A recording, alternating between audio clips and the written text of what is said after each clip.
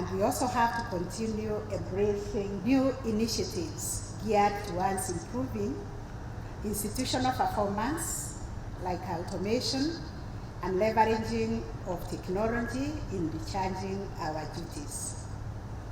Also embracing performance management, amongst others.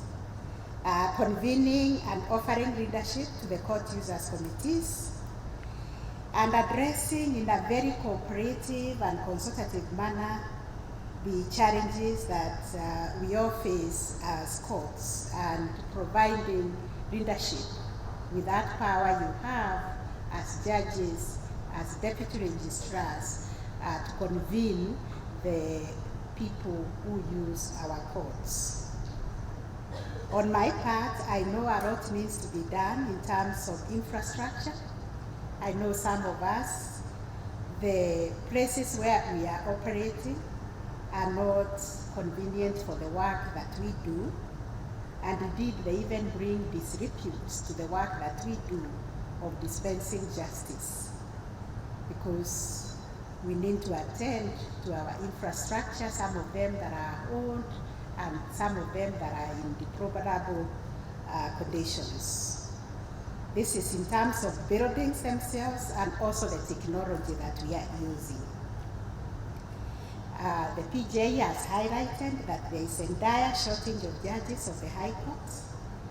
And if you think of 70 as the number, or 74, I tend to think we are almost operating at 50% of the establishment, which means that every judge is doing the work of 2 judges, if not more. So the PJ has implored on me and the Judicial Service Commission to ensure that we recruit judges. Are we together on this? Yes. How many of you want us to recruit judges? Everybody in this room.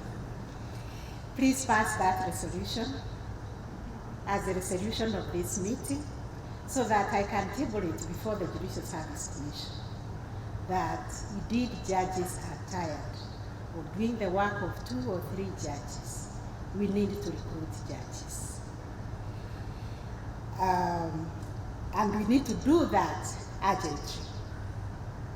I am aware, also going by the theme of this conference, that is focusing on enhancing access to justice, it will be necessary for us to address the concerns around expedited delivery of justice, which resonates and mirrors the focus on deepening access to justice. The central focus and goal being creating and making each court station a center of excellence in service delivery. Times before, that we exercise the power and authority that is given to us by Kenyans. Therefore, in exercising these duties, in this power, we always ask ourselves, how would I like to be treated if I came to court? Would I like my matter to lie here 10 years and more? Would I like to come and be told, go come another day? So the same way we would like to be treated, that's the same way we would like to treat the people who come before us. Another noteworthy area that I'm happy to see us focus on during this conference, and I'm happy the PJ has also mentioned it. In fact, your speech was very good, very kind. I wish to adopt it as my own. It's the issue of integrity in service delivery. And this, of course, resonates with the outcome on enhancing public confidence and trust in the judiciary that is championed also by our vision for the judiciary.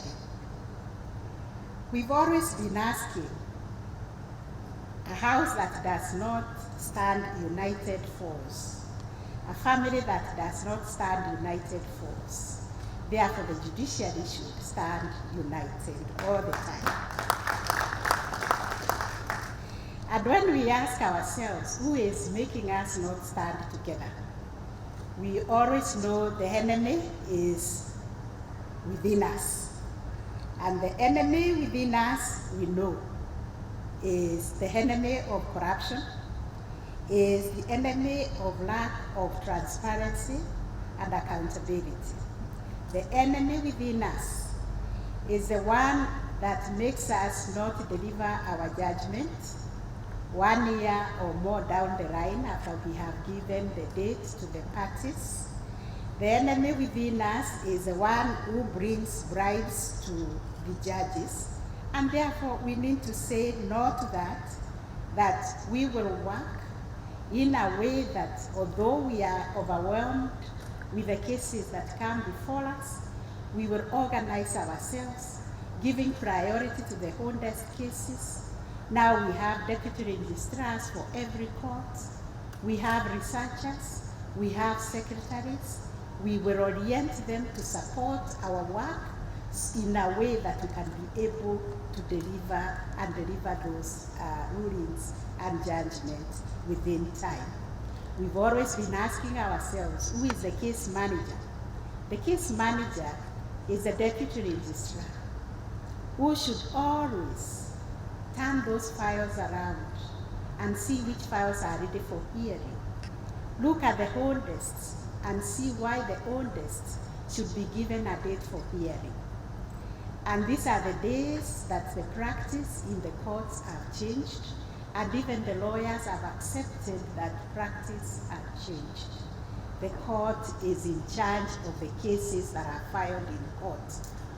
The courts are no longer run from the chambers of the advocates. The advocates run their chambers and we run our courts. Am I talking to somebody? When they file cases, we shall hear those cases. We will set them for hearing, and the date of the hearing, 3 things will happen. The case will be heard.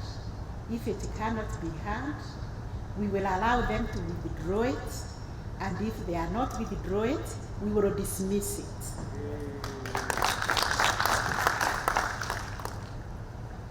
This is the power that is given to us by the people, delegated to us by the people. Not to keep people coming in and out of courts, but to serve them diligently. That is the enemy within us, not being able to serve the people diligently. I am therefore pleased to be meeting and engaging with you honorable judges in this regard, and under the estimable theme of enhanced access to justice through effective leadership and integrity. The concerns around timeliness delivery of justice and integrity are the most potent threats to the public legitimacy of the judiciary in general. Put differently, the quality and vitality of our justice system is threatened with persistent complaints about delay in the resolution of cases and concerns revolving around our integrity and the integrity of those who work under us. Access to justice and the performance of the High Court is also critical under our vision, because as we say, you are the people who are serving Kenyans in all corners.